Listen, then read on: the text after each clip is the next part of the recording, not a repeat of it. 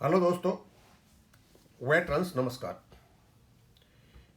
हम आजकल जो फंड थ्योरी में बात कर रहे हैं और मैंने एक वीडियो बनाया था, हमारे कुछ कर रहे हैं, हमने बताया फंड थ्योरी हमें कहीं का नहीं छोड़ेगी, ये एक कमेटी गठित करा देगी। वो एक कमेंट आया, इस कमेंट के माध्यम से हम और इस पर बात करेंगे। अखिलेश कुमार ओझा सर, लेकिन उलझाने वाली पार्टी आईबीए से कॉशस रहना पड़ेगा क्योंकि ये पार्टी नो पेंशन अपडेशन से हटकर ये ना अब फंड थ्योरी से एससी को गुमराह करेगी, कोशिश करेगी। जब इसका जवाब अपने वकील के पास तैयार है। तीन बातें हैं। ये तो निश्चित है कि ये नो पेंशन अपडेशन से हटेंगे और ये इन्होंने अपना एफिडेविट दे रखा है। अपडेशन है, ये तो क्लियर हो गया। ये जो इनका स्टेटमेंट है नो पेंशन, ये इनको कंटेम्प्ट ऑफ कोर्ट में लेकर के जाएगा। अपना बचाव तो करेंगे, इनके पास कोई बचाव नहीं है, एक ही बचाव है फंड थ्योरी का। और डेफिनेटली ये फंड थ्योरी लाएंगे। उसी चीज की सारे लोग बात कर रहे हैं, इसने फंड थ्योरी दे रखी है। वो तो देंगे भाई, 200 पेज का जो उन्होंने दे रखा है उसमें और क्या फंड थ्योरी होगी पूरी की पूरी। अब उनके पास तो सारी रिपोर्ट है पूरी की पूरी, झूठी भी आ सकती है, सही भी आ सकती है। अब फंड थ्योरी को जब लेकर के आते हैं तो हमारे वकील को तैयार रहना चाहिए। यदि ये फंड थ्योरी लेके आते हैं और हमारे वकील को तैयार रहना चाहिए, तो तैयारी तो आपने 5 तारीख को देख ली थी। उधर से आईबीए फंड थ्योरी बताता है, इधर से हमारे पिटिशनर फंड थ्योरी बताते हैं कि हमारे पास 4,28,000 करोड़ का फंड है, हर साल इतना खर्चा होता है, इतना खर्चा होगा। इस कहानी में उलझ गए, यानी उधर से आईबीए बताएगा, इधर से ये बताएंगे, इसमें उलझ गए तो आपने कोर्ट को उलझा दिया। कोर्ट के पास तो एक ही तरीका है, चलो भाई इसी चीज को निकाल लेते हैं कि फंड पर्याप्त है या नहीं। तो सीधा सीधा है, कोर्ट एकदम कमेटी गठन करने का आदेश दे देगा और वही आईबीए चाहता है।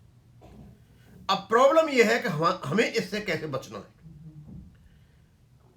किसी भी जगह रेगुलेशन में कहीं भी ऐसा कोई भी विवरण नहीं है कि हमारा अपडेशन फंड पर आधारित है।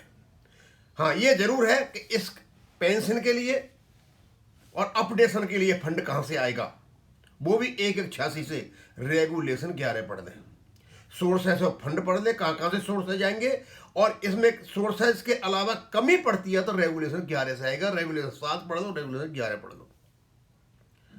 आईबीए की फंड थ्योरी का जवाब केवल और केवल रेगुलेशन में वर्णित रेगुलेशन 7 और 11 से दिया जा सकता है। यदि एक बार उनकी फंड थ्योरी का हिसाब किताब इधर से करना शुरू कर दिया, जैसा कि 5 तारीख को हुआ था, शुरू में मनीष जी ने किया था, तो फिर आप फंस गए। आपको कोई नहीं बचाने वाला। जितना भी आपने बिल्डिंग बनाया समझो बेकार हो गया, अपडेशन भी बेकार हो गया, सब बेकार हो गया। क्योंकि फंड थ्योरी जो आएगी उधर से, जो फंड का कितना खर्चा है वो हमारा है ही नहीं भाई, काम ही नहीं है। 1995 में जब रेगुलेशन बना था तो 1/1/1986 से लेकर के रेगुलेशन 7 और 11 ने ऑलरेडी फंड की व्यवस्था कर रखी है। भाई तुम लोगों ने अपडेशन नहीं किया तो हम क्या करें, वो तुम्हारी जिम्मेदारी है। क्यों नहीं किया आप लोगों ने?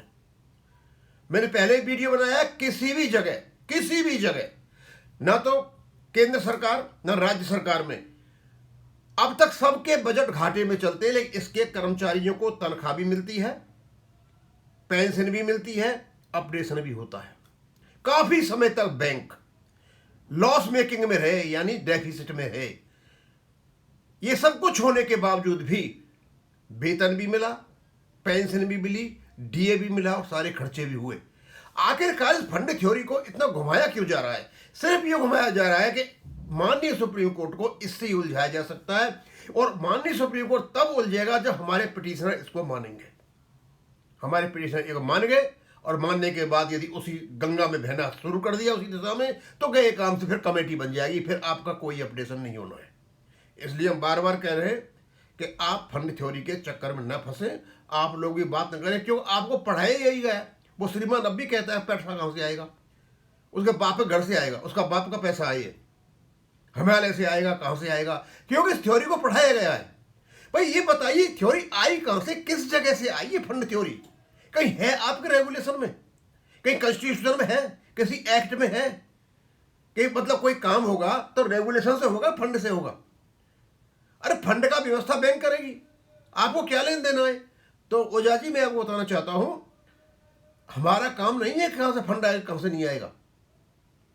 और भाई इसी को चलना है, चलो, कोई परेशानी नहीं है।